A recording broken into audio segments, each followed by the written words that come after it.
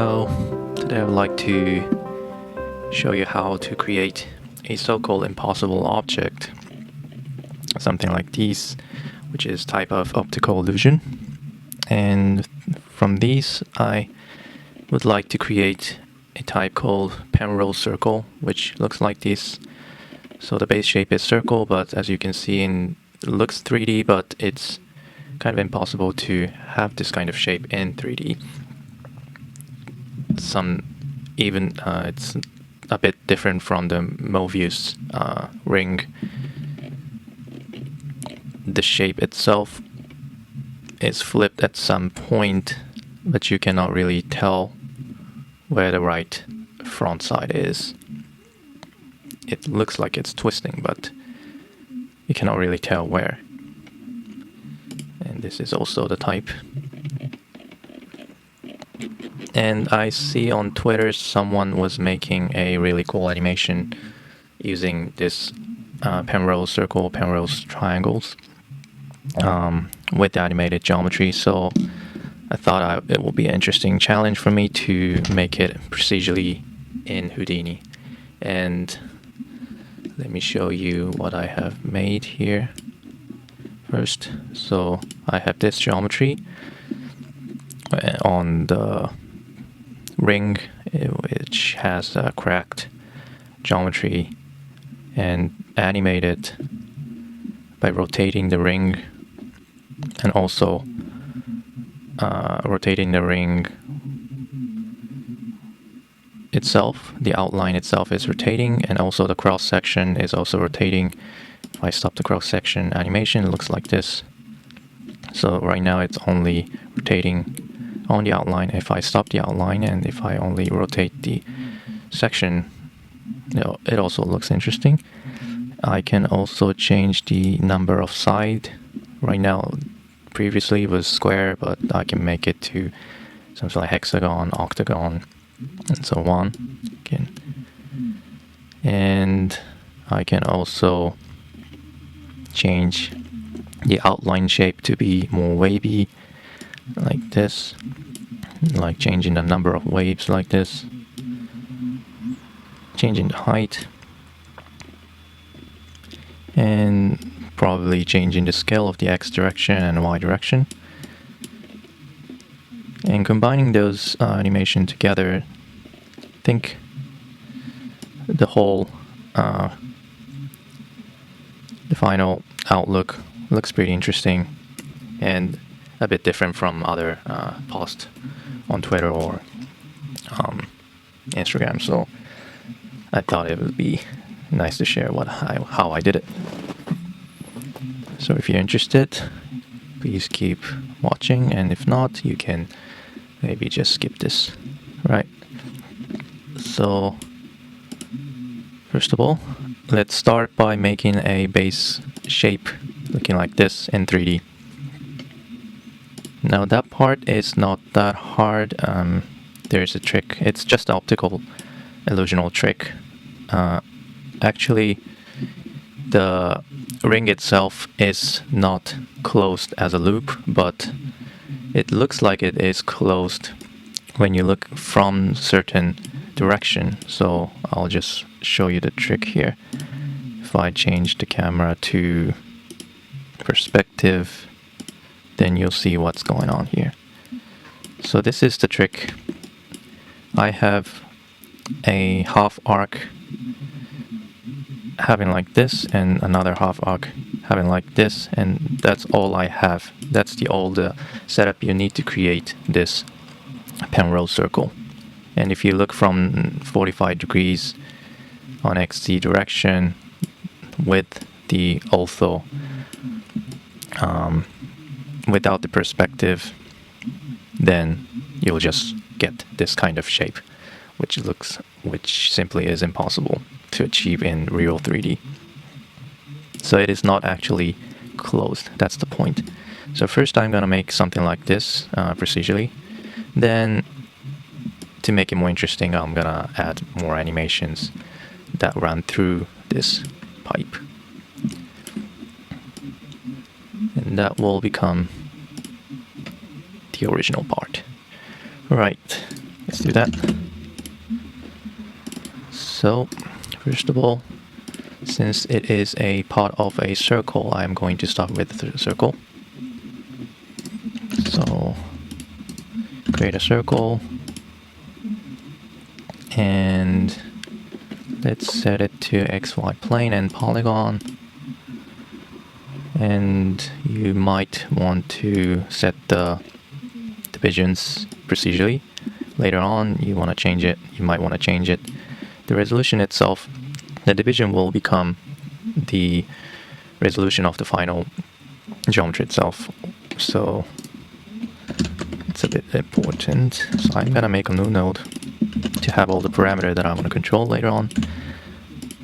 And let's give a parameter called target res, right? And let's say 0 to 500. Right, then I'll just set it to 500. No, maybe not that far, maybe 100, around 100. Paste it here so that I have around 100 points on the edge. Then I also would like to control the radius of the circle, which can be controlled with this uniform scale. So let's also create another parameter called radius. So float radius, right? And let's have, let's set the range from 0 to 10, that's fine. And copy this, and then paste it here. Right. Next. Next thing I would like to do is so I just want to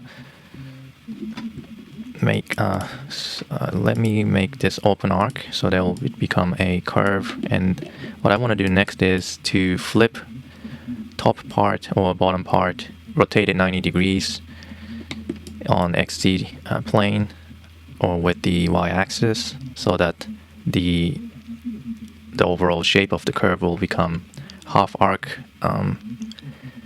facing X direction and half arc facing Z direction. So let me do that using, well, you can probably do it with the node, but it'll be easier in Vex myself, so I'll just do it in Vex. So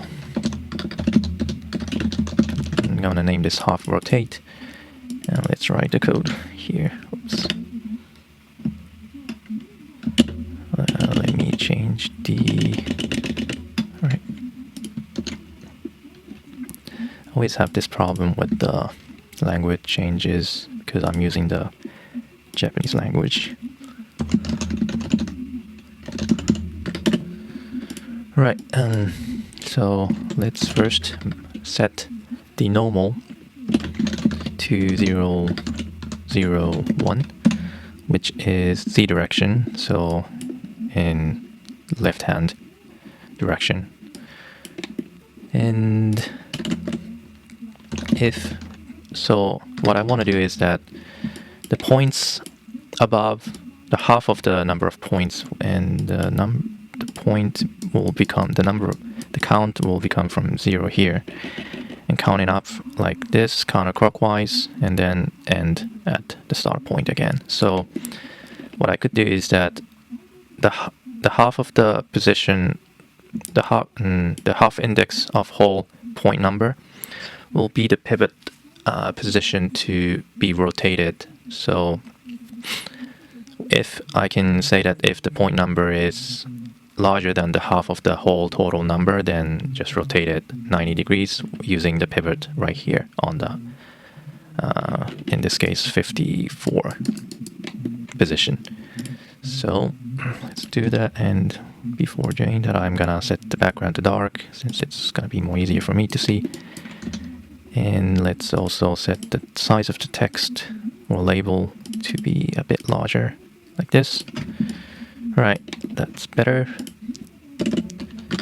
Okay, so if ptnum is larger than endpoints, which is the total number of the points, times 0.5, which will count the half number of the point, Then vector ascend. Let's find out the pivot point position. So using the point function on vex, this result could be a float number like 1.5 or 2.5. So I'm gonna make sure that it will become a integer by writing like this, floor, and also retrieve the current position as a original position. Now I want to rotate it, so I cannot just create a rotation matrix and rotate the at P.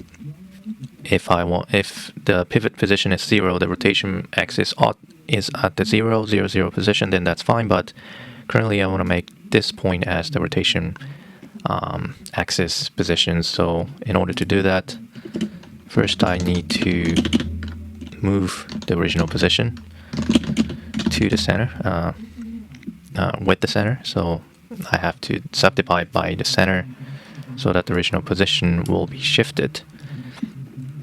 Then I can create a rotation matrix to apply the rotation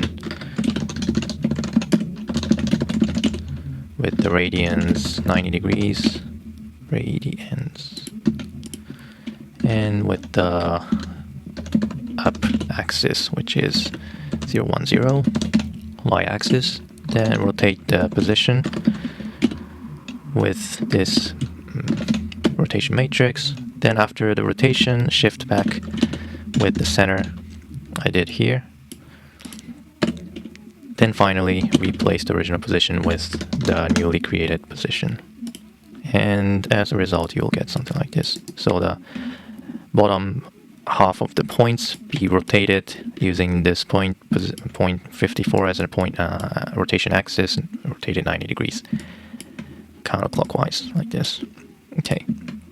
And if you set the camera, well, let's also create a camera at this point. So create, or just control click this camera, then click this lock camera button.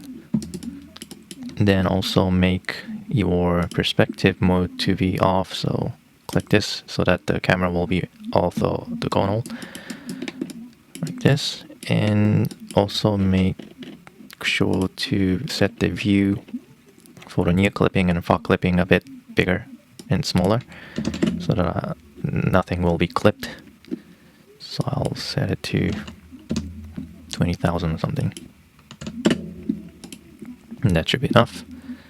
And if you set the direction of the camera to the right position, then the clipped or separated arc will become circle at some point right here, and which is pretty easy to determine. It's just a 45 degrees if you look from the top. So this is when the angle is 0, and this is when the angle of the camera is 45 degrees, and you're just facing frontward like this. So let's just set the direction like with the constant value here. So let's first set the camera to the close direction by your hand manually. Then you can guess that this rotation will be 0. Oops. And this rotation will be 0, and this one will be something like -135. Right. So after this, I don't want to change this value anymore. So right click and select lock parameter here. Now if I try to rotate this camera, it'll just go back to the original position or the constant value that I have set it, which is handy to check if the geometry looks correct. Now if you want to leave this camera, then you can just click this lock button, then you can just leave and maybe turn on the perspective so that you can see the geometry again like this. Right. So the camera is good for now. Let's go to the next step. Now, next step, what I would like to do is to, let's say, create a pipe through this curve. So let's do that. And before doing that, I need to think about what I need in order to create a pipe. So in order to create a pipe, I could just use, I might be able to just use polywire, but it's a bit hard to control the orientation of the cross section. In this case, a square cross section curve. So I will do other way, just create a point on top of a curve, and for each curve I'm going to set a normal direction as well as up direction so that I can use it with a copy to point swap to copy the cross-section curve on top of those each point, then use either polyloft or scan swap to create a lofted pipe shape. So let's do that, shall we? Right, so in order to do that, first I would need to have a up vector, which could be a tangent vector of this curve for each point, so that can be easily retrieved by using a resample. So connect this with the resample, and let's just use the same division here. So let's copy this from the circle node, copy this division parameter, and then on the resample, check off the maximum segment length, but instead check the segment maximum segments and paste the parameter here, and turn on the checklist checkbox tangent attribute, and I'm gonna call this up. And let's view this with the vector marker here. Let's name this up with the vector this. So this will be the up vector. Now I would need a normal vector in order to use the point to copy to point swap in order to orient, in order to copy the cross-section curve. So for that, I am going to use a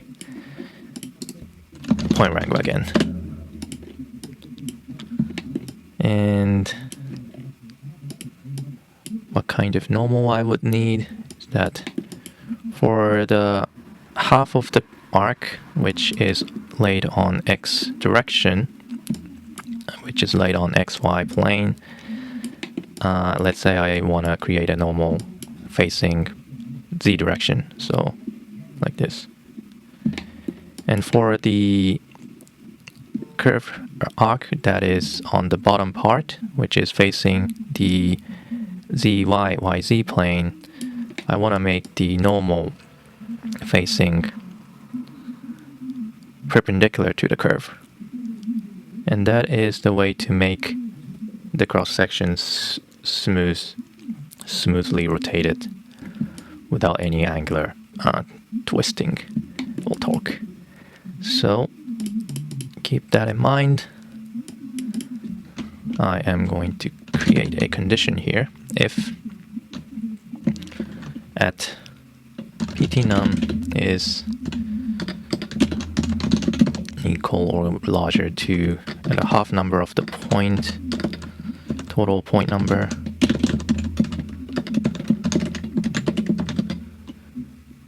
then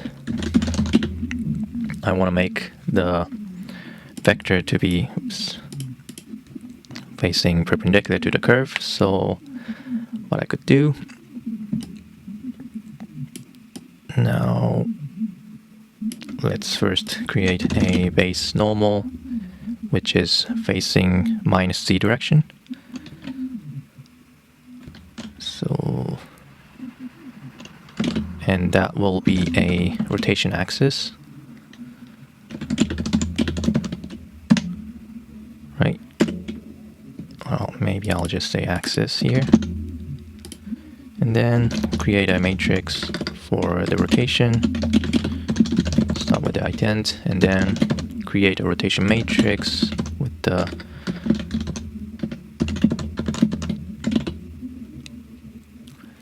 (90°) with this axis. And using this axis, what I need to create the perpendicular normal is just to rotate this up vector 90° with the axis that I have made here, so which is the x direction. So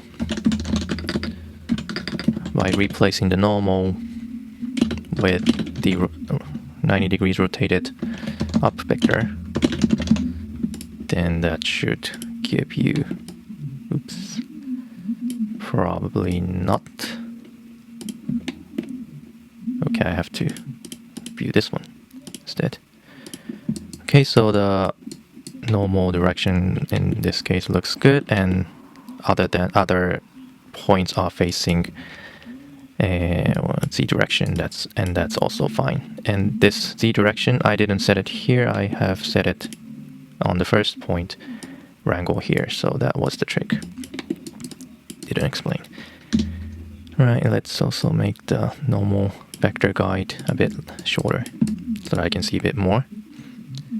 Now this looks good for the normal and up vector. The only problem I would have is if I make the division a bit less, something like 30, and hide the normal. If you look at the up vector here on the endpoint, like the endpoint and the first point position, you can see that the up vector is not straight, but it's a bit curved. It's a bit tilted because it's part of the arc. Now that will become a problematic when you try to see it with orthogonal view, right here, like this. You will have a little bit of distortion here by having this kind of tilted normal up vector. Up vector when the endpoint and start point be connected like this. So I want to set the endpoint and first point to be always facing upward, which in this case a y direction. So let's also give another condition here, saying if pt num is equal to 0 or pt num is equal to endpoints minus 1, which is the endpoint, then set the up vector to be 0, 1, 1. And the normal is using up vector here, so I needed to write this beforehand. And now the endpoint at the endpoint up vector is facing y normal, y direction at each endpoint, so that looks good. Right, so let's name this normal, set normal. Right. Now let's see how the geometry looks like. So I am going to create a copy 2 points, connect the points on the right side, and let's also create a section curve using a circle. The reason why I didn't use grid is there is a reason. It's because I can directly create a open curve with this option.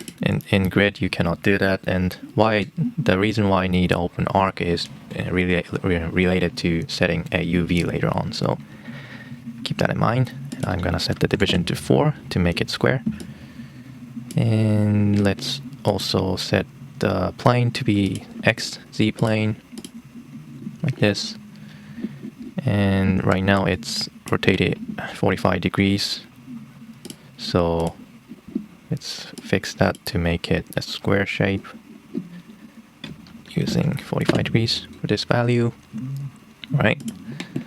And for this section curve, I might want to change it later on with the parameter to set the size of the section, so I'm going to create another parameter here. Let's say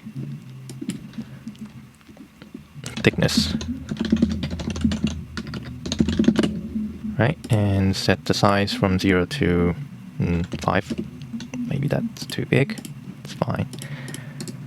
And copy this parameter and paste it to the uniform scale here.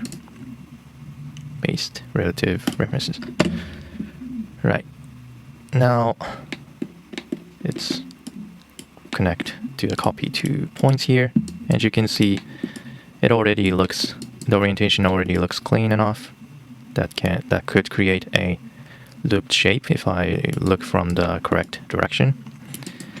And using this information, I can either use SkinSop or PolyLoft to create something like this, something looping all the curve like this. Maybe make also flipped this original curve so that the normal direction will become normal. And let's also hide this guide mark, and let's change the camera to the one that I have created, and select this lock button, and it looks good. So it's already looking good. The geometry look exactly like this image here, impossible geometry, a Penrose circle. So just modeling this shape is just damn easy. But what I would like to implement from here is an animation running through this tube so that it looks like the loop is really connected, even though it's not. And I saw many variation of this kind of animation. I saw many variations on like social network. Something like text running through the pipe, some pattern is running through the pipe. So since I'm doing in 3D, I wanted to make it 3D animation. So I am going to implement one interesting idea. I found out it's a morphing, box morphing technique, from box to a pipe morphing technique. And using that, I am going to animate some crack pattern that I'm going to create using Voronoi. So if you're interested, try to keep up with that. If you're good with just modeling the Penrose circle, then you can stop here. All right. Now, in order to run the animation through this pipe shape, the first thing I need to do is to set a UV information to this pipe. Even though either way, if you want to do the 2D animation on top of the surface or create a 3D animation inside this pipe, either way you need a UV information. So let's do that. So first of all, I am going to set the U information. Let's leave the camera by turning off here and set it to perspective. And for the U information, I am going to set for this cross-section curve. So the first point will be 0, the second point will be 0.25, and then 0.5, 0.75, and 1. So that means I need 5 points. And since I made this square section using this circle, I already have 5 points. So you have 2 points on the endpoint position. So that is good. So I am going to create a U value straight from this curve using the point wrangle. And before using the point wrangle, let's check the order of the curve. So as you can see, the 0 starts from here and then go to 1 here, 2, 3, 4, which is good, I guess. Let's so I guess I don't need to sort out the point. Yeah, so I'm just going to directly set the UV based on the point numbers. So let's call it U, and then write some simple script creating a U attribute. Now the real UV attribute that could be used in Houdini is a vector, but I cannot just create UV at this point because I only have cross-section. So I'm just gonna create a U first and then create UV later on by combining U and V later. So PT num divided by float endpoints, which is the total number of the point, minus 1 will become 4. So that will be the value that I need to create for the UV's U part. So the 0 will become 0, 4 become 1, 2 become 0.5, and if I check it in geometry spreadsheet, I have exactly what I wanted. Now that's good. Now, if I do the copy to points, I want to make sure that the U has been transferred correctly, and I think it does, it did.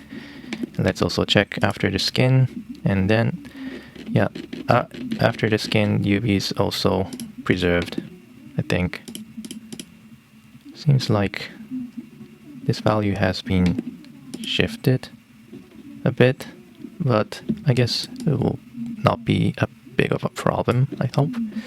What if I use a poly loft? So currently like this, and if I do the poly loft, okay, the shape is a bit weird. Let's check off this connect close ends. Now let's see the attributes. So before loft, that looks like this, and after the loft, the U does not change. So I might prefer loft geometry rather than skin. So I'll use loft. Right, so now I have U. I need a V information as well. So the V can be created using this curve, the rail curve. So each point position determines the V value. So the first point of the curve will be 0. The V value will be 0. The end point will be 1 for a V. So kind of starts from point 0.0, 0.05 or something like that, and then end at 1.0. And the calculation that you need to do is pretty much same as this U. So I'm gonna copy this and name this V, and just rename this view to V. Alright. And let's see, after the copying, do I get the V attribute as well? And yes, seems like so.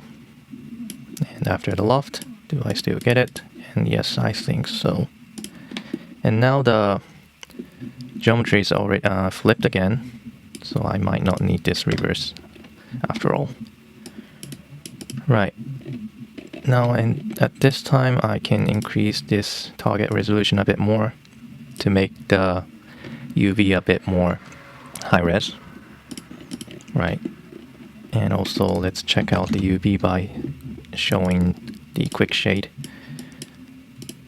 And this looks a bit weird. That doesn't look correct because, yeah, I only have float number value here, but I don't actually have a UV vector yet to each point, so I need to transfer this attribute, float attributes, to a vector UV value.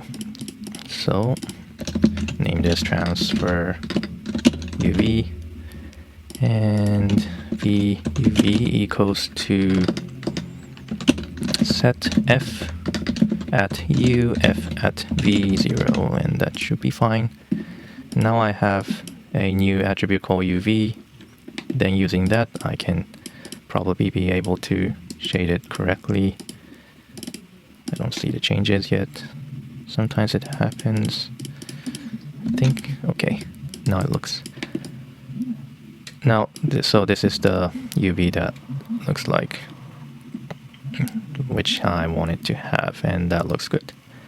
So this is just information that I'm going to use later on in order to create a morphing animations inside the pipe, this pipe. So more points you have, more high-res animation you could create. Just remember that. And at this point, I can go to the geometry which goes inside this pipe, but let's add a little bit of modification to this overall shape first, to make it more interesting, to make the final shape a bit more interesting. So I don't want to make it just a circle shape, but I want to be able to modify the whole outline as well procedurally somehow. And But as you can see, the geometry itself is not connected, so you have to be careful how you would change the geometry. The one thing you could do is to change the shape from this curve and maybe scaling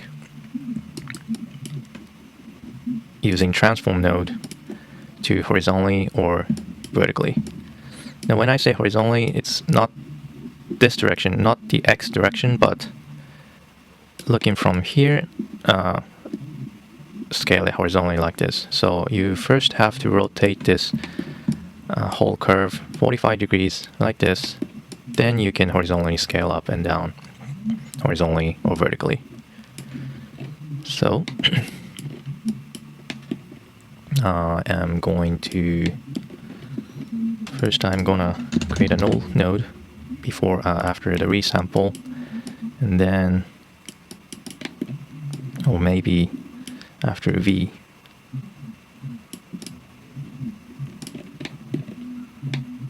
Or maybe after the set normal.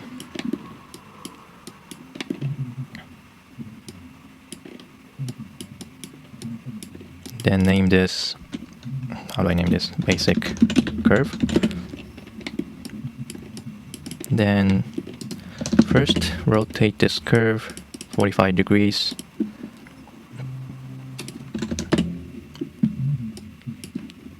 Something like this. Maybe minus 45 degrees. So that if I scale in X direction, you can horizontally scale in this direction. And create another transform, just copy this and set it to plus 45 to reset the rotation. So what you want to do is to create your custom transformation inside this transform node, between this transform node. So let's do that. The simplest transformation, one thing you can think of, I can think of is to use another transform node and just scale on X direction or Y direction. Now the Z direction doesn't really make any sense because it's always, if you look from this direction, which should be the final direction to see, you don't really see the difference if the perspective off.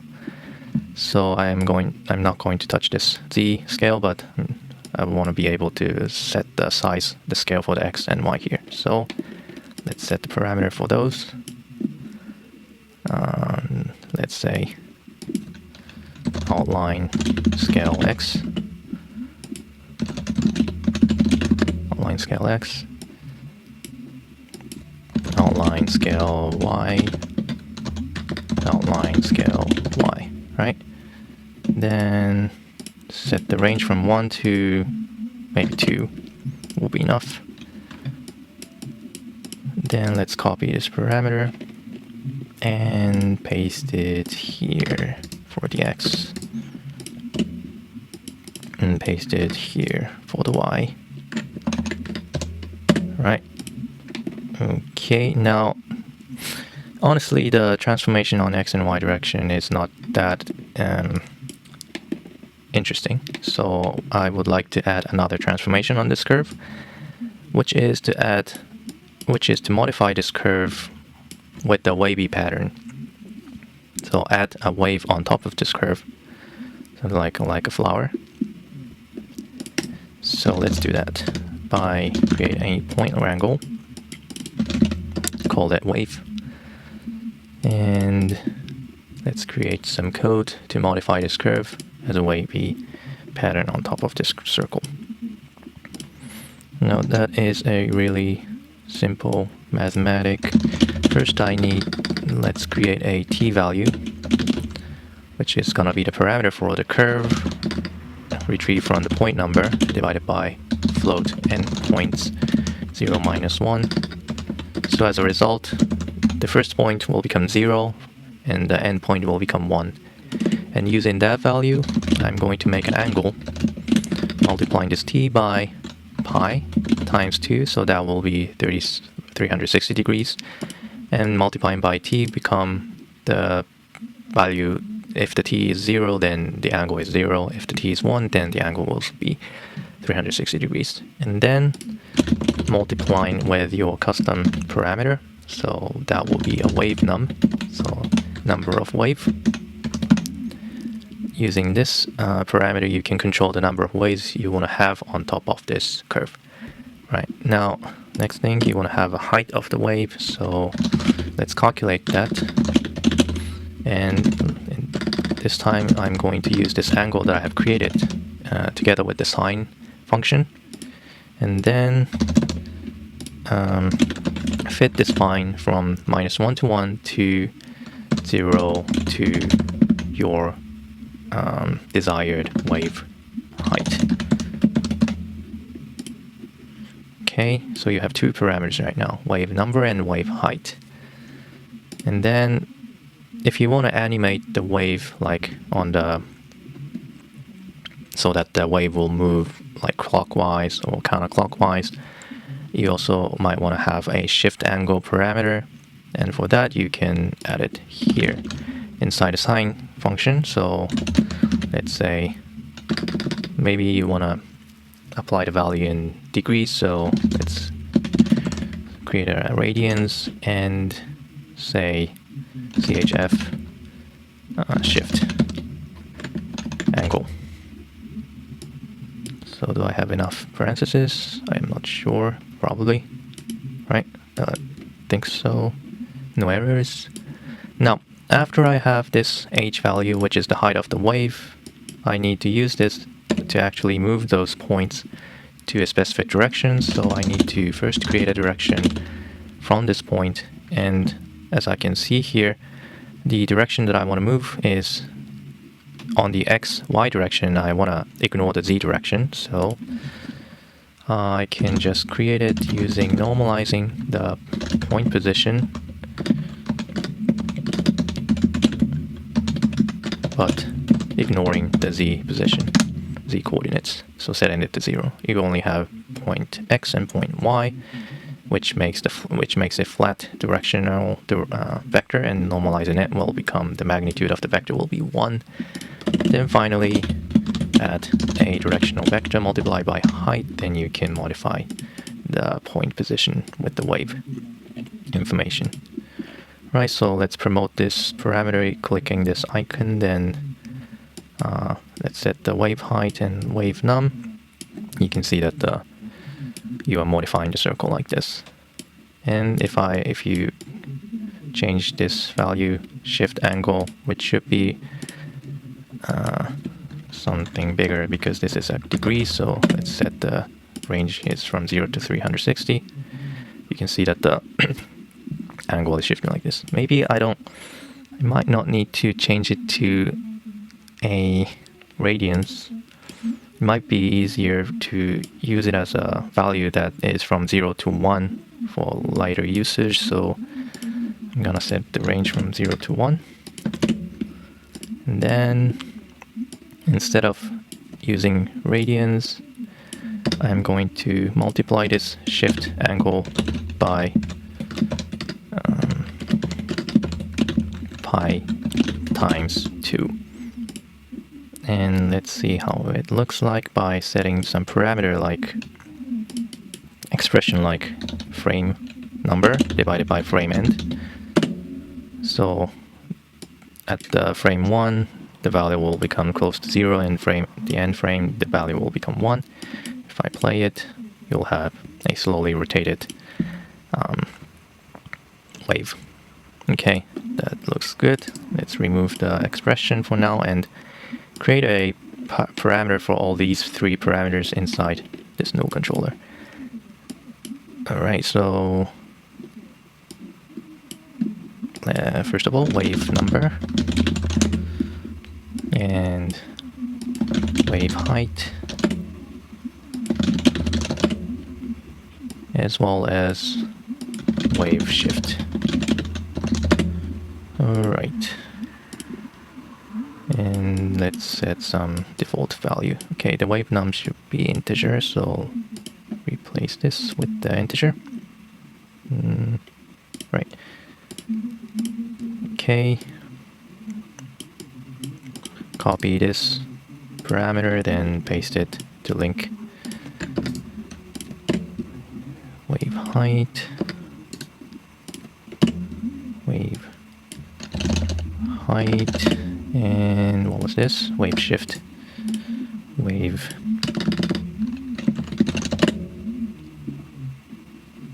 Wave shift. Okay, so let's set some random value here. Let's see how it looks like in 3D from the orthogonal camera, and that doesn't look bad. It still looks connected. Even if I change the shift, it still looks connected, and that is good. Looks like it's rotating.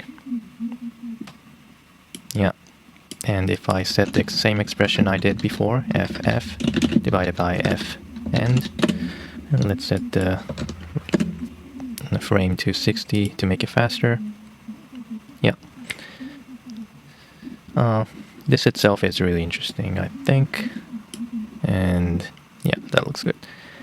Now the overall outline looks good enough for me. The next thing I would like to do is to create a geometry inside this pipe, which I want to animate as well. Animate it as well. Okay, let's make it too simple. Geometry first. Right, so anything else I need for the basic outline? I don't think so. Now let's keep this as one group by creating a network box. What's this? Yeah. Right. So the geometry that I want to make inside this pipe shape is a cracked geometry, but there is a bit of restriction, or that what kind of geometry you could fill inside this pipe. And you can see that if you look from the perspective view.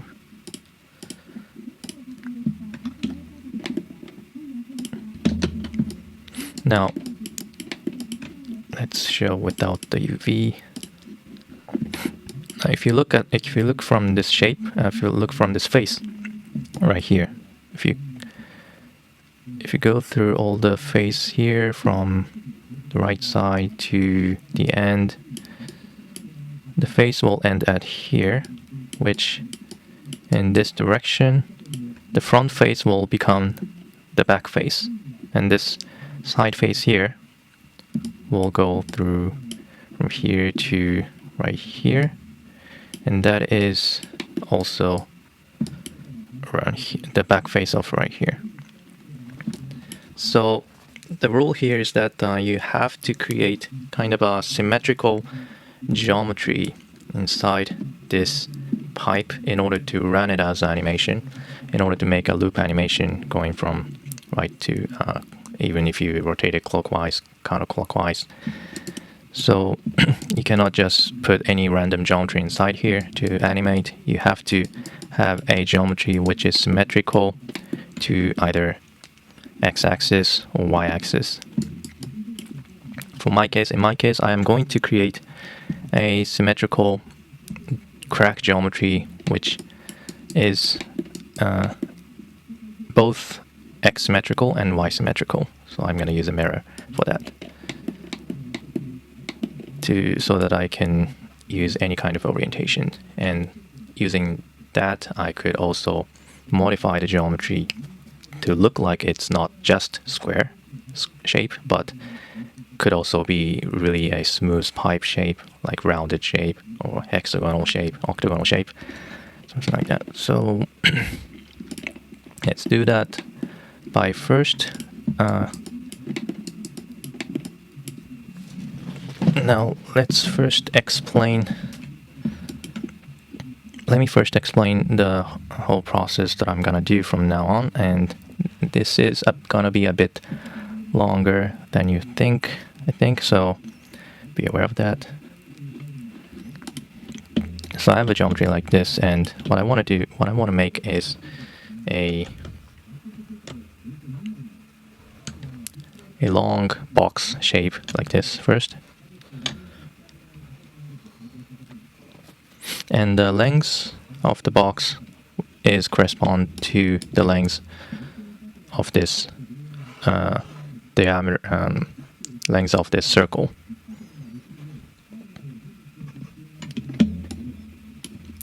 And the thickness of this cross section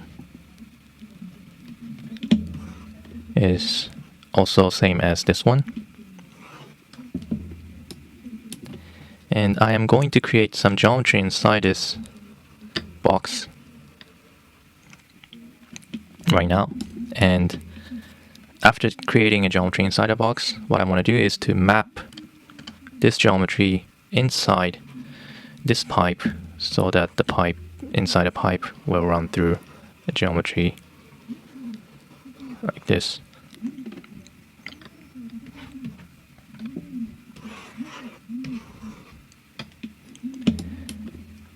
And you can do that using a information like UV. So it's something like a UV mapping, but in three-dimensional way. And that's kind of an interesting technique, I think. So you might just want to know that part, since the whole idea of the impossible objects are already done. But what's interesting about this tutorial is about this box morphing part. So for myself, so if you just want to know that, you just want to know, I just want to hear that part and end with that. So that's the reason why I'm making a box similar size to this Penrose circle pipe shape. It doesn't have to be exactly the same because I'm just gonna map it using the UV, so the size really doesn't matter, but just to get the right feeling with the geometrical overlook, I'm gonna make it like this. And I am going to create a cracked geometry, but besides the cracked geometry, what I need to do in order to make this XY symmetrical, first I need to divide this long box into 4 sections like this, and just make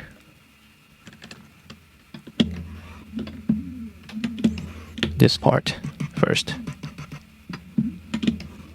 So just pick up the quarter size of the box, and inside create any geometry you like, something like clad geometry using Voronoi. Then use a mirror to flip this geometry to X direction, and after that flip again to make a symmetrical geometry on both X, Y direction. Using that, you will have a whole geometry which is XY symmetrical and can be run through the Penrose circle like this without any glitches on the end, which normally it looks, which in reality it is trimmed here, but if you look from the right direction, it seems like it's connected. Okay, so let's do that. First of all, let's create a box. Box. Right, and I am going to set it as polygon, and let's set the size. Now the size of the X direction, I want to make it the same length as this curve length. So let's go to somewhere around here, maybe end of the transform. And let's create another null node here, call it mod curve. And from this mod curve, I would like to retrieve the length of the curve. So let's create a measure node before the mod curve, null node, and let's set it to perimeter. So currently I have only one primitive, and as a primitive attribute, I will have a perimeter, which is the length of the curve. So I want access to that value from this box using expression for the size X. So let's write some expression here, which can be prim, mod curve 0, what was the name, perimeter 0. and that is the size of this curve. Now for the cross-section size, Y and Z, I can just get it from thickness at parameter from the node controller. So let's copy this parameter, paste it here. As I said, this doesn't really have to be the same number, just get the feeling, the right proportion. It's the reason why I'm doing this, right? Now, let's next, let's scale this down to a quarter size of the original box, which is this one, and probably scale from using the axis somewhere right here, or right here, or right here, or right here, or the corner of the box. Okay, so use transform.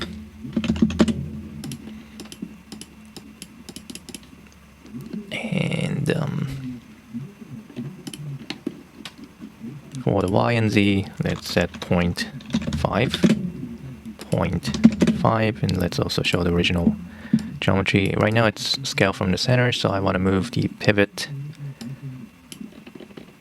I can open up this pivot transformation, and I think I can modify these value here. So I could go to a controller again, copy this thickness value, and then paste it right here, and multiply it by 0.5 so that the half size is moved, so the top part is touching the original box, and do the same for the Z. 0.5 like this. Okay, let me pause a little bit. Okay, back again. So now I have a quarter size of the box here. What I want to do is to create a base crack shape from this quarter size box. So in order to do that, I am going to first create a volume from this box using a volume. Set its initial value to 1, then let's set the sample division to, I don't know, 50 or 100.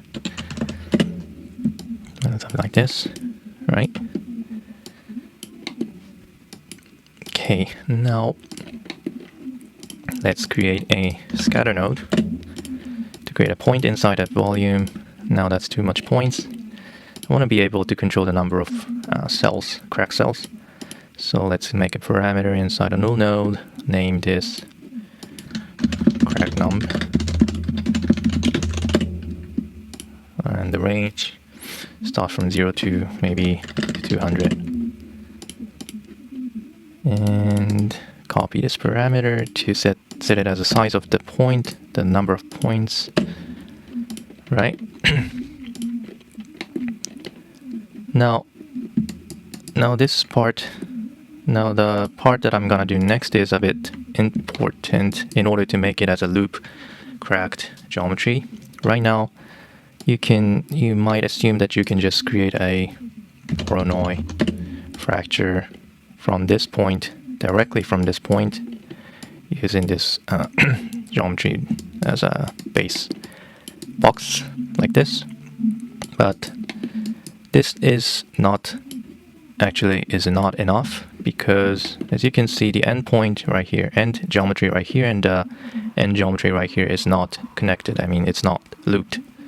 The geometry is totally different from the endpoint and the other endpoint. So in order to make this crack geometry loop animated, smoothly looped through this pipe, Penrose pipe, you need to make the end part and the other end part connected smoothly, without any glitches, without any like weird difference with the shape. So in order to do that, the easiest way I could think of is to move the whole points with the size of the box, in this case X size, to the right hand side.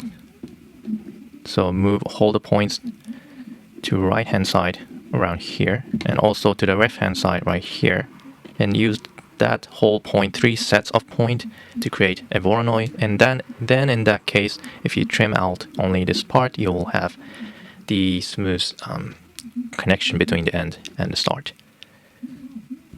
I'm not sure if you get it, but let me just do it inside Houdini, what I mean. So use the transform node to transform node.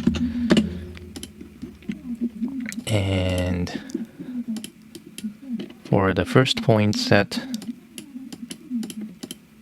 move it to the positive x direction with the size of this box, which can be retrieved from here. So I can right click and copy parameter, then paste it to this translate x.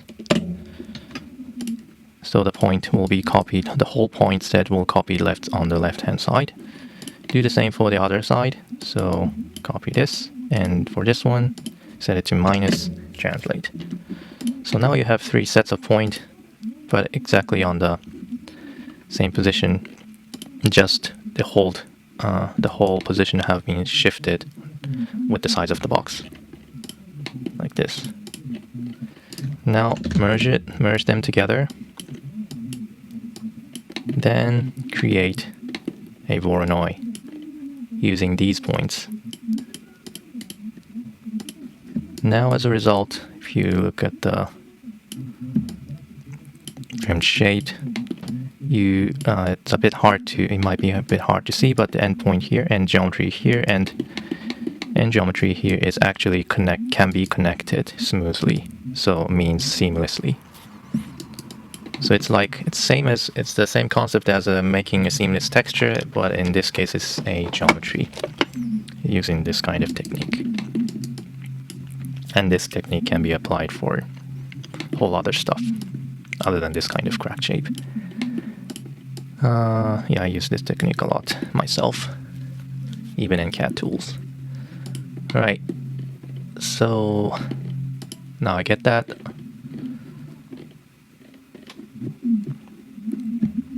I might want to not want to have just this part, which is the original part here.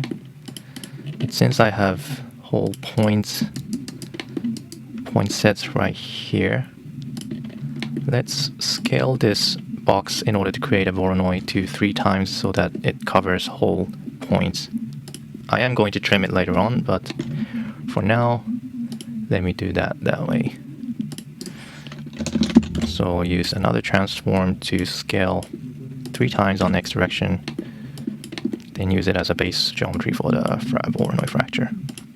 So it looks like this. I just need a part right here on the center, but I'm going to use a remesh so that I could retrim it after that. Right. Now, at this point, it looks like a cracked geometry, but as you can see, there's no gap between the cells, and if you hide out the outline, then you don't see any like cracked edge. So in order to make it a bit more visible, I'm going to make each cell a bit smaller than the current size to create a gap in between the cells. So to do that, I'm going to use maybe I can just use like for each loop, for each cells to scale, but I'm going to use a wrangle to make it faster.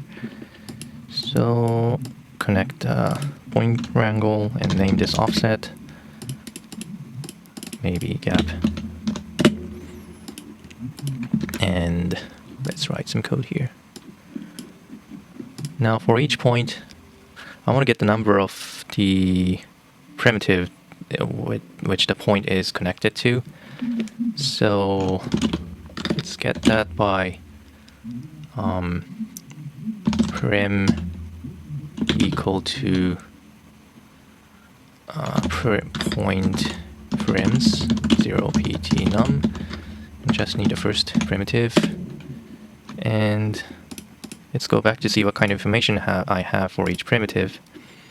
Now for each primitive, I have a attribute called name, which determines the name of each cells, I guess. So from those information, I would like to get bounding box center for each cells using this attribute. So for the cell 1 should be a piece, a name should be piece 0. So from piece 0, I would like to get a center, the bounding center, point position using some vex functions. Then use that point to move the points on this primitive to a inner direction, forward into the center point position. So keep that in mind that each primitive has this name attribute. Going back to the primitive attribute point wrangle, let's retrieve the name attribute using prim name prim 0 and get the center position of each primitive using get b box center, and I can use the primitive group filter here. If the name is equal to, if the attribute name is equal to the name that I have retrieved it here, then as a result I can get a bounding box for each primitive that has the same attributes, in this case name. Then create a direction that goes from the current point to the center, like this. And let's normalize this as well to make the magnitude be 1. Right, then shift this point with direction with some offset value, which could be a parameter.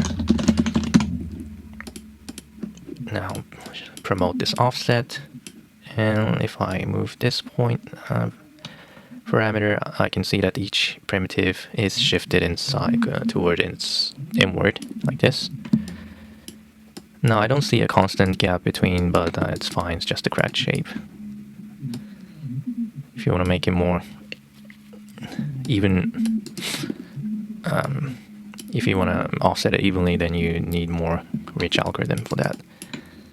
Okay, but for me it's good enough, so I'm going to make this a parameter as well. Let's go back to the null node, create a float parameter, crack gap, name this crack gap, and then make the range from 0 to 1. Maybe 0 to 0.5 is enough. Right, then copy this parameter, then go back to this, paste it here. Right. Okay, that looks good. Now, at this point, what I want to do is to use a remesh to make the whole geometry have more points than this. The reason why I want to do a remesh for this geometry is because I want to map this whole geometry, morph this whole geometry in other term, deform this whole geometry inside a pipe, the Penrose pipe, Penrose circle. And to do that, I need a lot of points to make the deformed shape to be smooth. So for that, I need to remesh these geometries.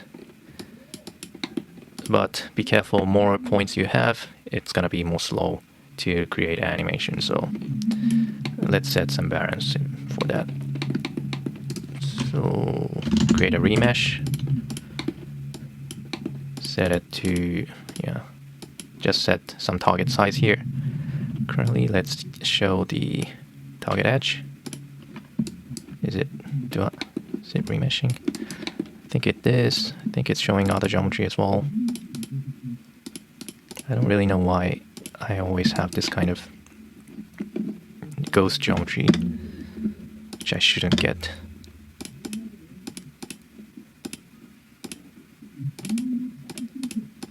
Yeah, okay, now it's gone.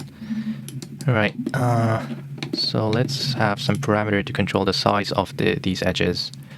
So less edge size you have, high resolution you'll get. So let's have the parameter saying crack edge size, or crack res.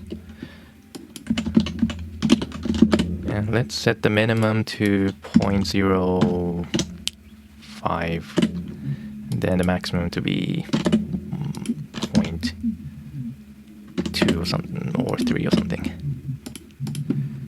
Right, then copy this. Maybe start with a 0.1.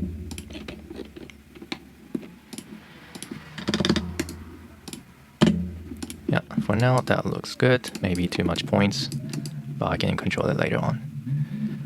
Okay, now next I have this box-shaped geometry, but I just don't want the box shape to be morphed or deformed, but I also want the final shape sometimes be hexagonal, sometimes be octagonal, sometimes be like really circular geometry. So in order to do that, I am going to trim this whole geometry using a tube so that I can trim out this whole shape. Okay, so let's do that.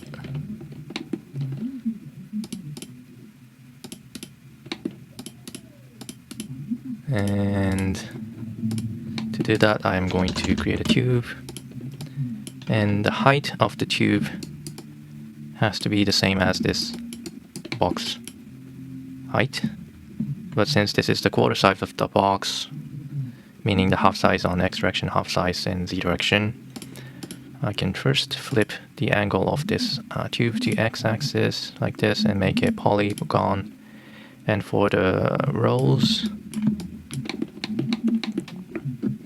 the rows will become the the resolution on the X direction, so I'll make it high number like 100. And for the columns, there will be a number of size on the cross section, so that I want to be able to control using parameter. So let's create another parameter on no controller. Yeah, today I have too many parameters. Now let's make an integer parameter and say crack size.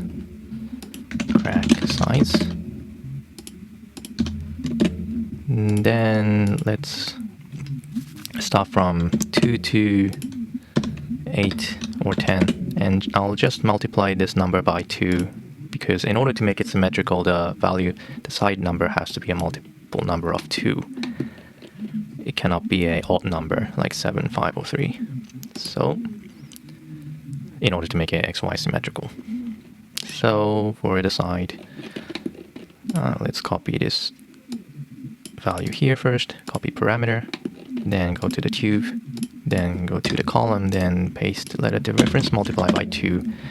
Then if the value is 3, you'll have hexagon. If the value is 2, you have square, like this. Right, and you might want to... Okay, well, for now this is okay. Alright, then other than that, you need to also scale this X direction and Y and Z direction as well, so let's also do that. For the X direction, you can copy it from this one.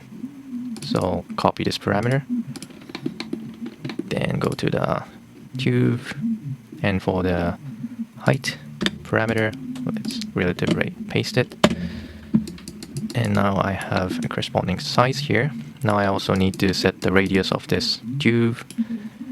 Okay, so for that, it is related to the thickness value here.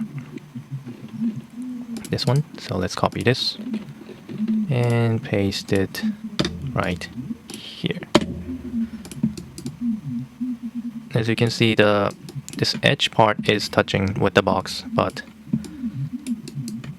what I really want is this part, this edge, to touch this edge of the box, so that you can have kind of an intersected geometry with this pipe, with this tube, together with this crack geometry. So to do that, I need to divide this radius scale by square root of 2. That is because it's the cosine of 45 degrees. Right, and I still have some gap here in between, and that is related to I think, is a gap that I have set it right here, crack gap, probably. So let's copy that to subdivide it with this value, and I still don't have enough value. Now, let's see what I'm missing, what I am still missing here.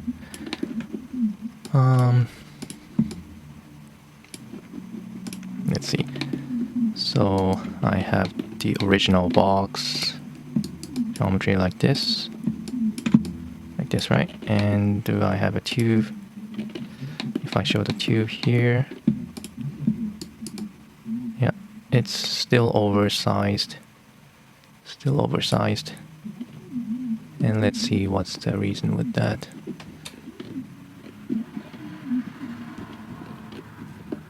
Okay, so this is the radius, right? Let's remove these for now. And seems like the same size as this one. I'm dividing by square root 2. Okay. Right. Let me pause a little bit to see what's wrong. Okay, I think the calculation here was wrong. I didn't need to divide it by square root 2, but I just need to divide it by 2, and that will do the job. And I still have some gap between the top edge and the crack geometry, so that's where came the gap value. So crack gap, subdivide by the crack gap, and maybe multiply by 0.5 for this one as well. And still have a little bit of gap, but I guess it's good enough for me. Or maybe I don't need a gap itself. I'm not sure. Well, let's just keep it and see later on.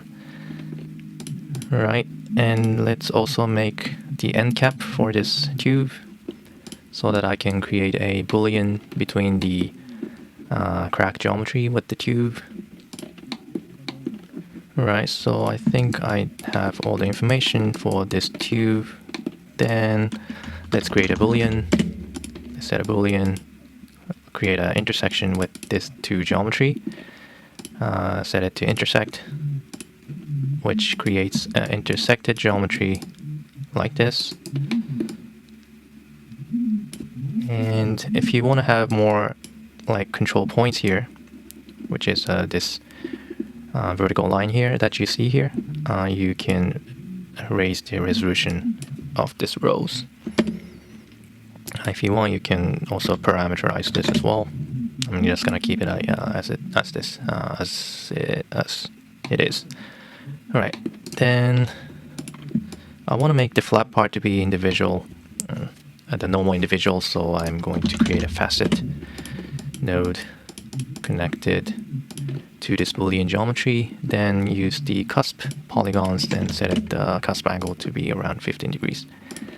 Now, at this point, I can try to change the number of size for the tube geometry, which I set it as a crack size. And if I set to 2, it's triangle. I set it to 3, it looks like a part of a hexagon, and so on. As you can see, this is just the quarter part of the square. What I need to do is to mirror this to x direction, mirror this to y direction, and make it as a whole pipe geometry. Right, so for that I need to use the mirror node, and first set the direction of the mirror to 0, 1, 0, which creates the mirrored bottom shape like this. And then another mirror tool, and in this case the direction will be 0, 0, 1, and you'll have a symmetrical geometry on 4 corners like this. Right, now this point.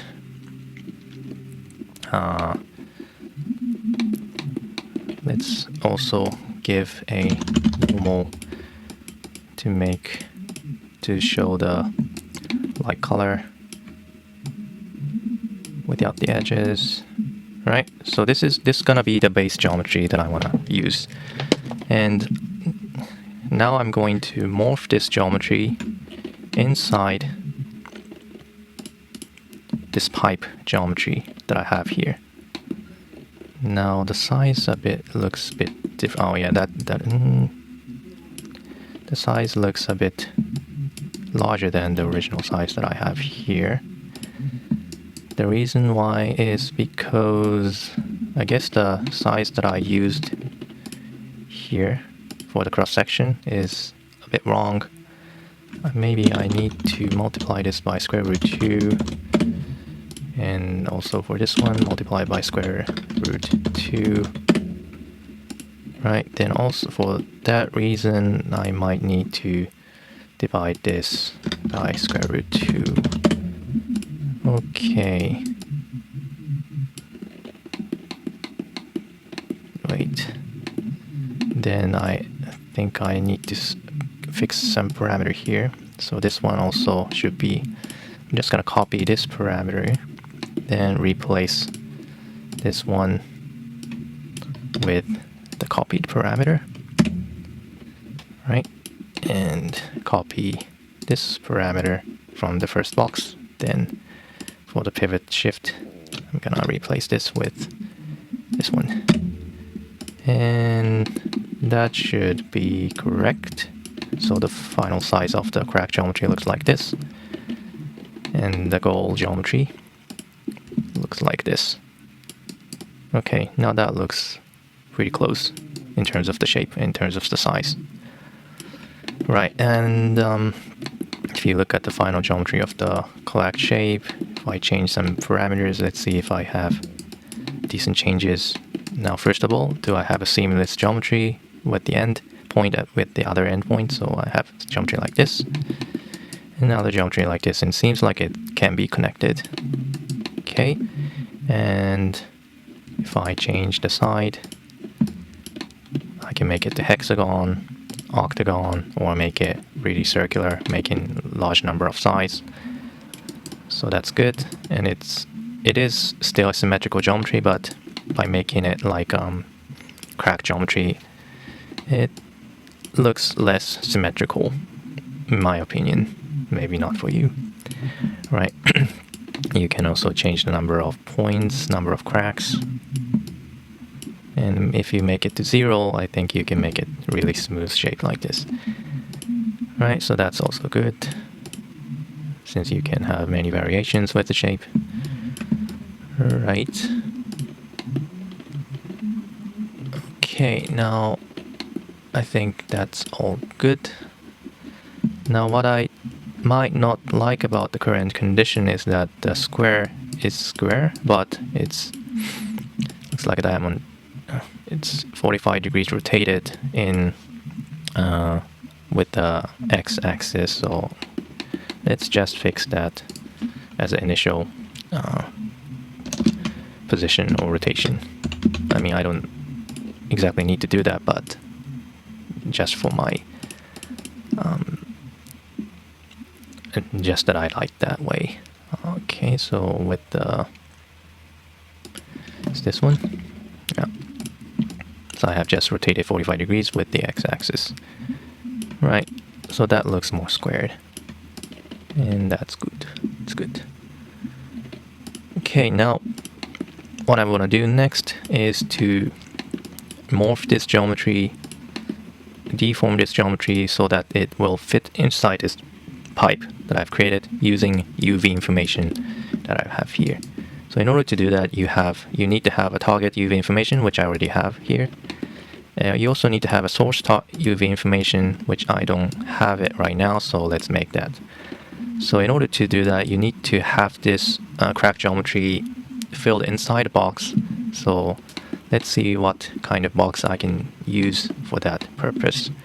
And for that, I think I can just use the original box that was created initially, which is this one. So as you can see, the geometry itself is filled inside this original box already, so I think I can just use that as a guide geometry to apply a UV to each point. But as you can see that the UV is only for 2D information, but actually if this is a box kind of shape, you can kind of mimic it to use it in 3-dimensional way. So that's the things that that's the main topic about this tutorial today. So that's what I want to teach about it. That's the thing that I want to teach today. So bear with me. So let's bring this box. Let's connect with the null node, and I'll name this base box and make it yellow and create a object merge name with the same base box name. Then color it with a different color, maybe green, to say that this is a linked geometry. Then select the object here from named the same name as this one, base box, so that I can bring out the base box right here.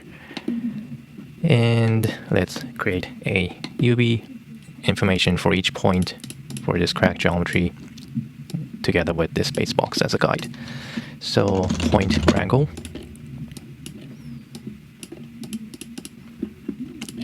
And this is the key part of today's tutorial. Right now, and that is not that hard. First of all, I would like to get the minimum the coordinate of the bounding box, which I have connected on the second input. So vector bmin get bbox minimum, second input. Vector bmax get bbox max. All right, then create. What I want to do is to create 2 U value for each point.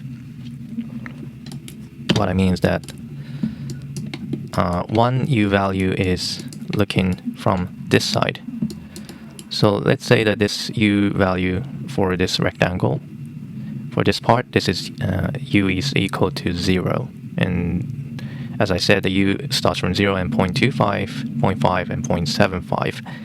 And I just want to look in between 0 and 0.25, this face. And I want to check for each point on this crack geometry, meaning these points.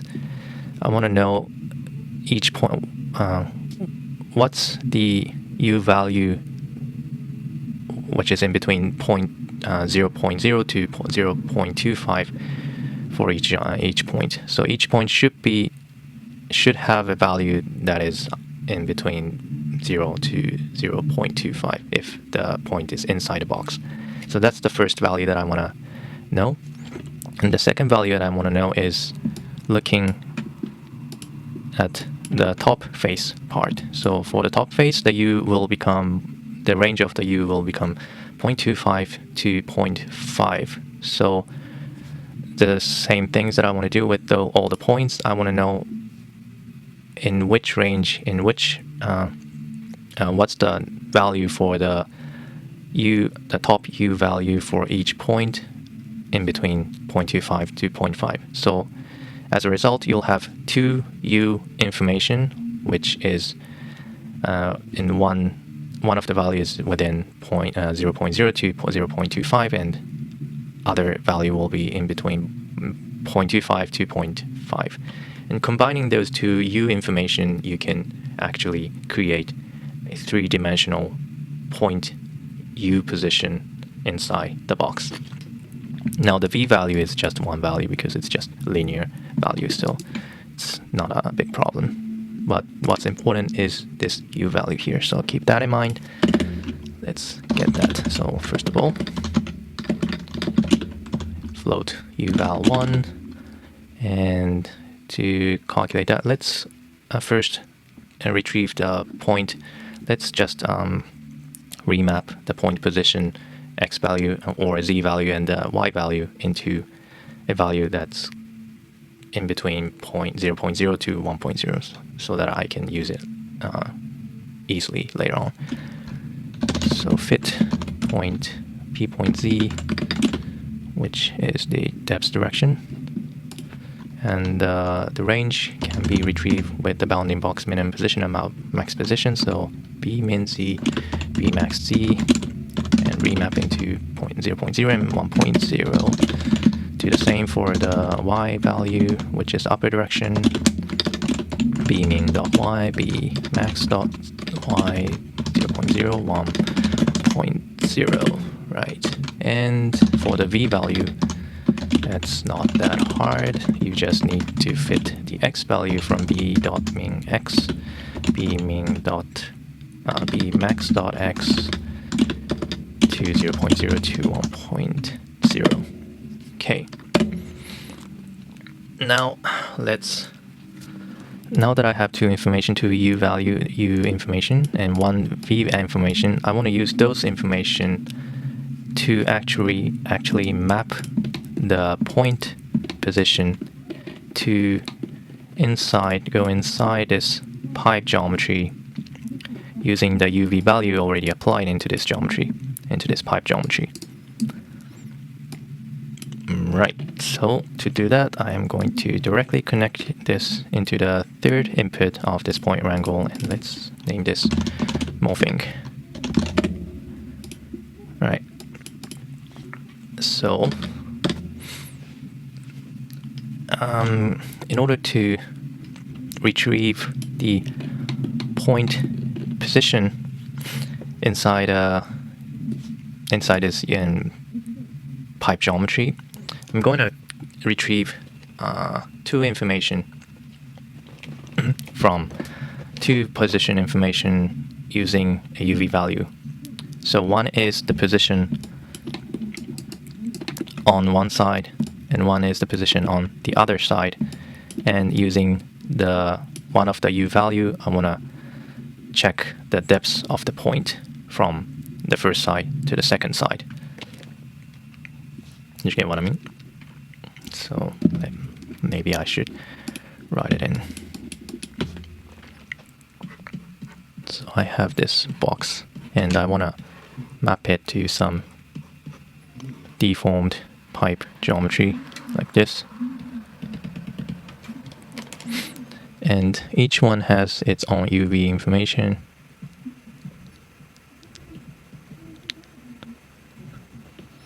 This one is same, 0.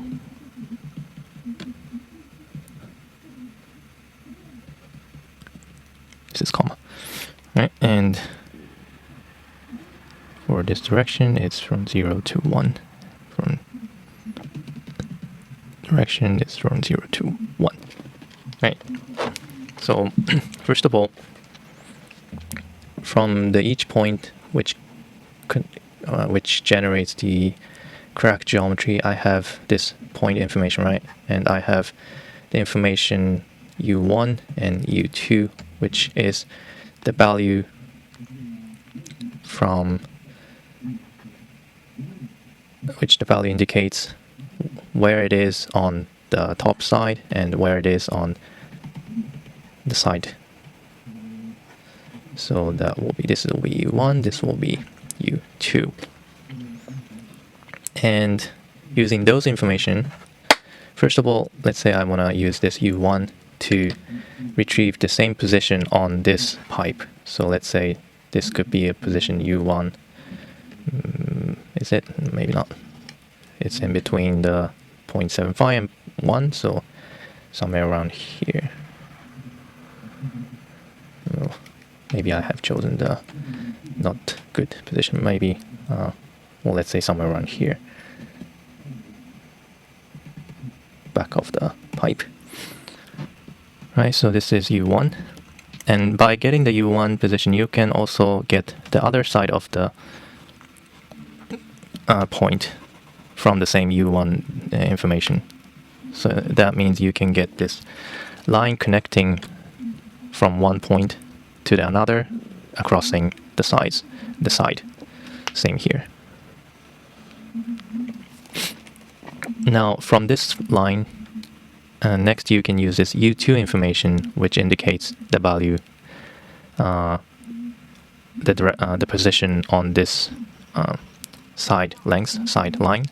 So if this part will be 0 and this part will be 1, you can indicate the address on this direction. If this is around 0.5 and 0.4, then you can lerp the point position from the starting point to the end point with the 1.4 multiplier, which is related to U2. Then you can get the final point position inside the pipe geometry. And at the same time, I'm also using the V value as well. So doing this kind of simple linear calculation, you can retrieve the corresponding point position inside a box, which corresponds to the pipe geometry, which has the same UV coordinates. So that means you can just transfer the point to the corresponding position using UV information, and as a result, you have a deformed geometry from box to the target pipe geometry. So let's do that. Right. So first of all, let's get a point position on top of the target pipe surface, using a function called UV sample. It's from the third input. What I want to get is the point position with the UV as a guide, and the UV that I'm gonna use for first one is the U value, which is in between 0 to 1 right now, so multiply by 0.25 to make it as a one range for the side. So the one side, the range of the U is in between 0.0 to 0.25. So that's the reason why I did this. And the V is just V value here. Okay, what's this? Multiply, right? So this is one point position on one side of the this pipe geometry, which could be this side or this side, maybe this side or this side. Either way, now make another point position, which should be the other side of this U1, using the same UV sample, using the same U value 1, but modifying this value so that the range will be in between 0.5 to 0.75. So the calculation will be 0.75 minus U value 1 multiplied by 0.25. So the result will be 0.5 to 0.75, and the point position should be corresponds to the backside, which is position U1. And the V will be the same. Right, so now that I have two positions connecting the side, I need one more U value in order to get the depth information, which is this one. So the final position U will be can be calculated as lerp position U2 to position U1 using U value 2, and replace the original point position for the crack geometry with this newly created position U. And let's see the result, and I have an error. And voila! You have successfully mapped a geometry from one box to a pipe like this. Yeah, I just found out this technique like 2 days ago and find it really excited about this thing. This is kind of a shape, this is kind of a technique that I wanted to share. I hope some of you find it interesting. Maybe this is really basic technique, but I found it interesting, so that's that. Okay, so I think the base geometry has been done neatly. Let's make a normal to see the light color. Okay.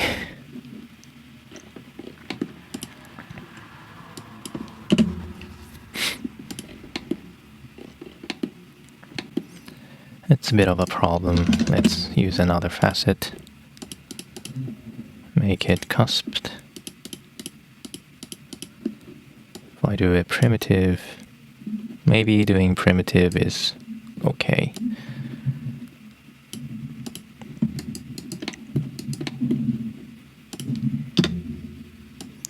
Yeah, I'm gonna go with the primitive normal for now.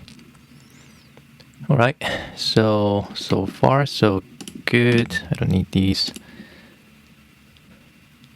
What I wanted to do now.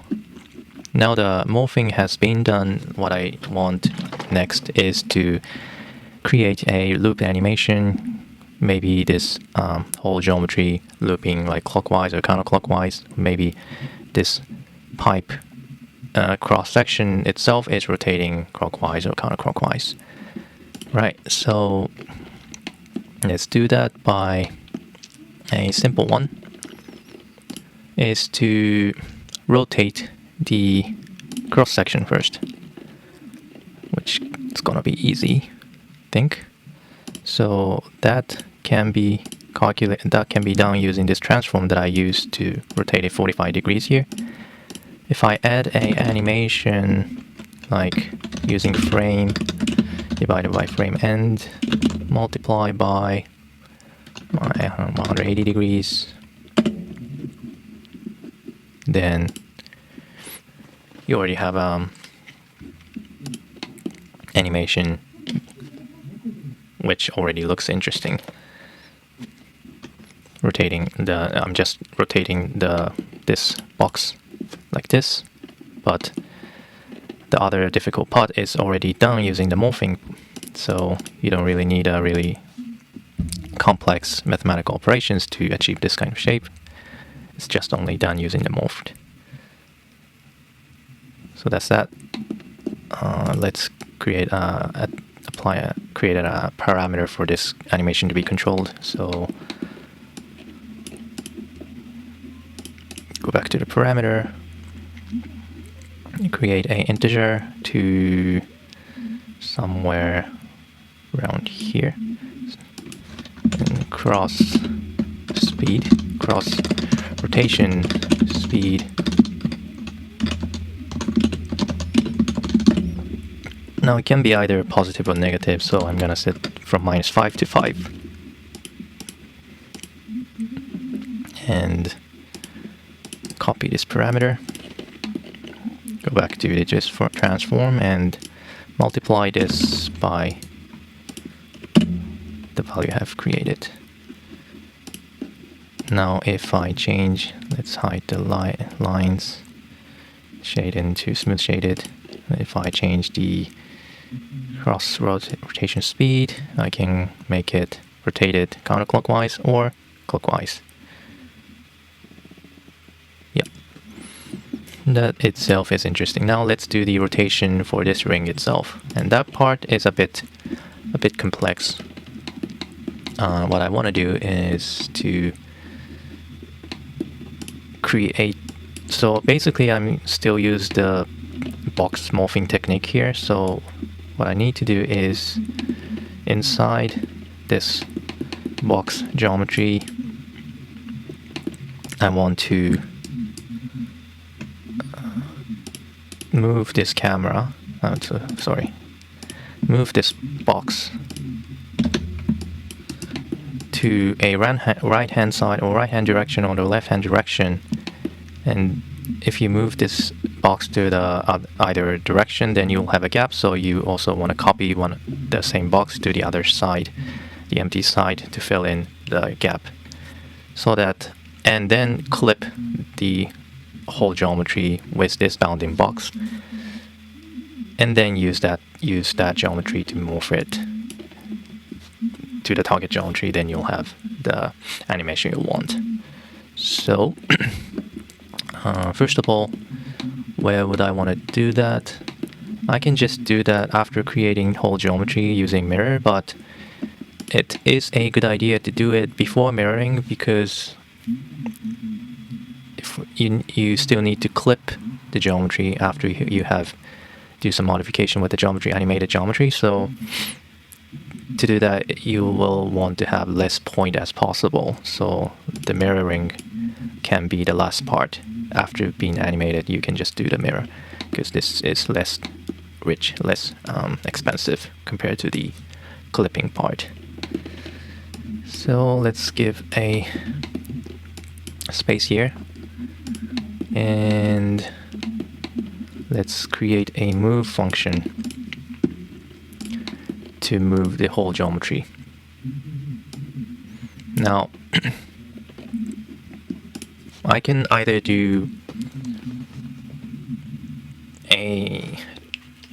use transform node with the expression or using the vex. But in my case, I'm going to use vex, because expression I can just have one line and it's hard to see what's going on, so which I don't like. So I'm going to name this move. So I either want to move this point, either want to move this geometry to the right hand side or the left hand side. And when the box has been moved to the end of the geometry, then I want to make this box come back to the original position and start moving to the left hand side or the right hand side. So to do that, first I need to get the size information of this whole box geometry. So maybe I could use this box, base box, as a guide and connect it to the second input. Okay, now let's retrieve the size first, get the box size from the second input, and just retrieve the x size x, using size.x. And also, let's also get the end frame of this document, which is this value. I don't think you can get from the global expression, so I'm gonna get it from the parameter. Promote this and just type fend like this, right? And create a parameter called t frame divided by fend, so that you'll have a value between 0 to 1. If the frame is 0, then the value will be 0. If the frame is at the end, the t value will be 1, and that will be easier to use for for later purpose. Now let's create a value called offset x, the value to offset the geometry to x direction, and multiply t by size x and a speed parameter to control the speed. So this is an integer. Let's make it 1 for now. And also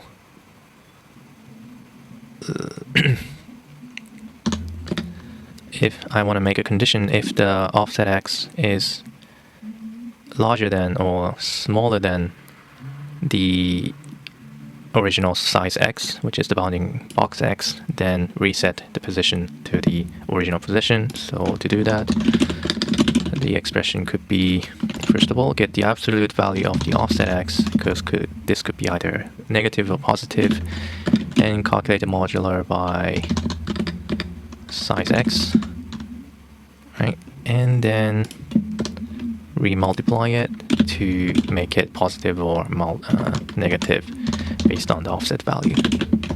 So by calculating like this, you can have either +1 or -1. Okay. Now I'll offset or update the point x position with this offset x. Now let's see the result. If I play, you can see that the geometry is moving to the x direction if the value is positive. If it's 2, it's going twice the fast. It's 3, it's going 3 times the first. And if the first point of the geometry is reaching the end point of the box, then it's going to the original position. If I do the minus value, it's going the other way. Now let's go. Now that looks good. And the reason why I'm using fend and frame is that it's because I want to make a loop animation from the frame 1 to frame end. So that's the only reason. If you don't need any loop animation, then you can just set random value here. Right, now other information, as you can see, if you move the geometry like this, you have a gap here, and you still need some geometry here in order to cover it up with this box, which is used with the morphing. So you want to copy this whole geometry to the right side to fill in the gap and connect it with this. And the copying direction will be changed if it depends on the speed's value. If it's negative, it's left hand side. If it's positive, it's right hand side. So that you need some condition here. So let's write it right here. If first of all, let's create a offset value, which will be the value that you want to move this whole geometry, 0. And if the offset x is positive, then set the offset value to be minus size x. Now else, if it's negative, then offset value to be positive size x. And set that value to be detail attribute using set detail attribute offset val. Okay, now let's check out the detail attribute here. Right here. Okay, I have some information here, so let's use the transform node to access this detail attribute to move this whole geometry using translate. So for the translate x, access detail, op input, the name of the attribute is offset value and the first value. And I think I have successfully accessed the detail attribute. And then I need to merge these two values together so that if I do animation, I always have an geometry inside this box. And the end part for the geometry is always looped or seamless. Right. Now what I need to do is to clip this geometry with this size and with this size. Now I can do a boolean, but boolean is a bit too expensive in terms of calculations. And if you, since I'm moving like each frame, if I do the boolean for each frame, that will be too expensive. So I'm going to use a bit more less expensive one, which is clip. Okay. So for the clip, I need to clip to actually clip two sides. So for the first one, I'm going to set the direction to 1, 0, 1, which is the x direction. Then set the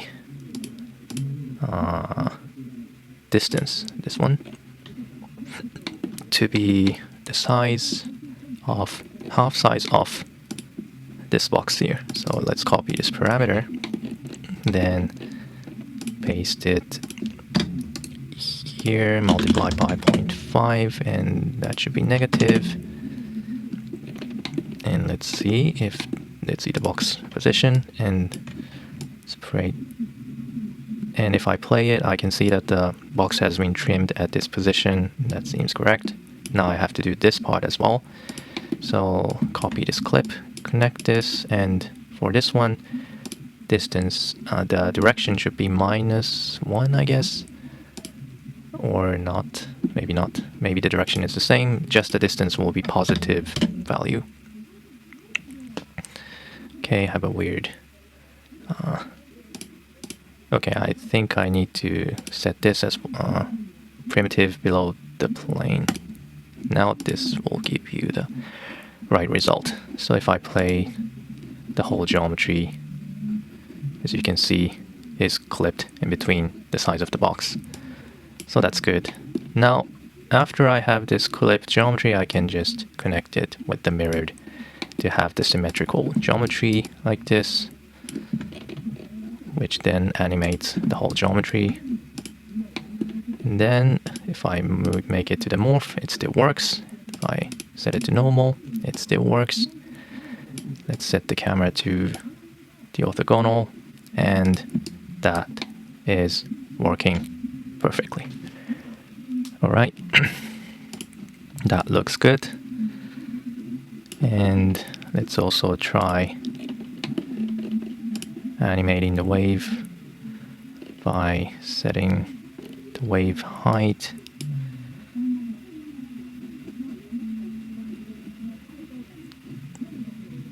and the wave shift and the wave num.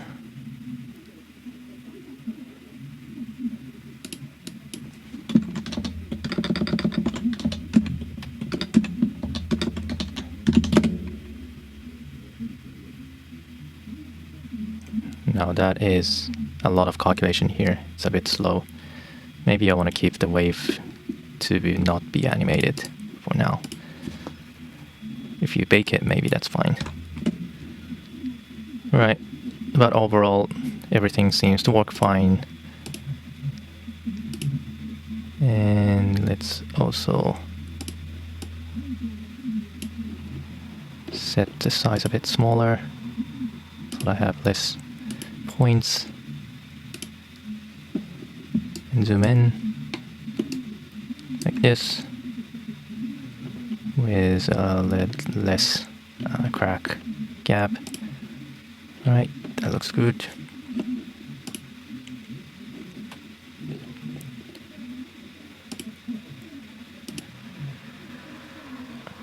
Alright, that looks interesting. Yeah. And if you change the angle of the camera, it looks like this. It's not really connected, but it does seem like connected. Seems seamlessly animated like this. Alright, now finally, most of the stuff is already done. For final touch, I want to color this geometry, and then let's finish this tutorial, this long tutorial. Now, I want to color it based on the normal position of the point. So, like you do in shaders for the lightings. So, I'm gonna make a point wrangle. Then, let's create some color value here. Really simple value using dot product. So, calculate the dot using the normal direction together with the upper direction. And the value is going to be in between -1 to 1, so fit this inside 0 to 1, and then apply this value to a color attribute. Then use that attribute to actually color each point using a ram from attribute. Right, and the color could be any value you want. Maybe I'll set it to red. Okay, nothing is changing. Do I have a color attribute for each point? Yep, I do. Let's go back. Okay, now I have it. And for the lighter part, let's set it to white as it is. Maybe for the middle part, let's set it to blue. Let's move this red a little bit to the right side and white to the left side. And also set the material for the default material diffuse to be white to make the whole stuff brighter, and that looks pretty. Alright, so this is it. This is how I created this so-called impossible object pulling circle procedurally, kind of in my own way, using box morphing technique that I have found 2 days ago. And you can test out several parameters to create a whole lot of variations here.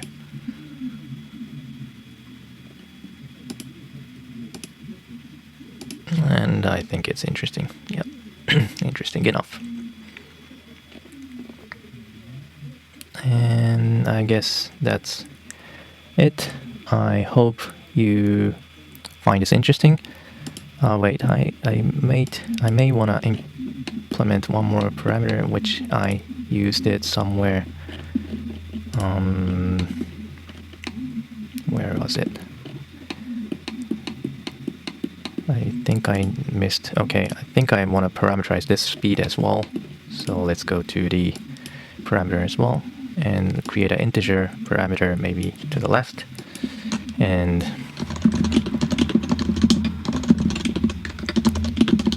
name this outline rotation speed, range from -5 to 5.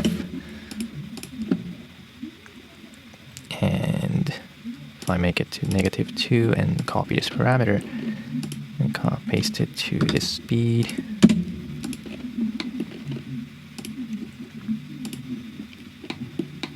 now that is too much information. Let's make it a bit simple.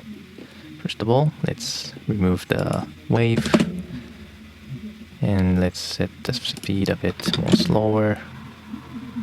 And let's set the size to be 2. The cross rotation speed to be 0. Let's make this 120 for the end frame. Now you can see that the rotation is done counterclockwise. If I make this positive value, it's clockwise, rotating clockwise. Now if I apply the cross rotation speed, I can rotate it in and rotate the cross section.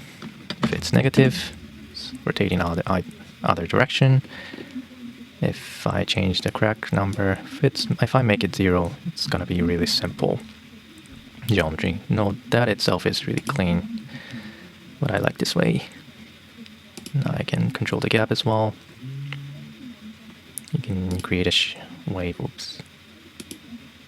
Now if you need more resolutions, you can set those crack resolution size a bit more less. But it's gonna be a bit slower to calculate, so you might wanna bake it. Right, so that's it. That's the whole setup that I have used to create a animated Perlin Penrose circle impossible object. Well, thank you for watching, and I am going to do a live streaming on next Wednesday, probably in Japanese, so if you're interested, please feel free to come by. Okay, thank you.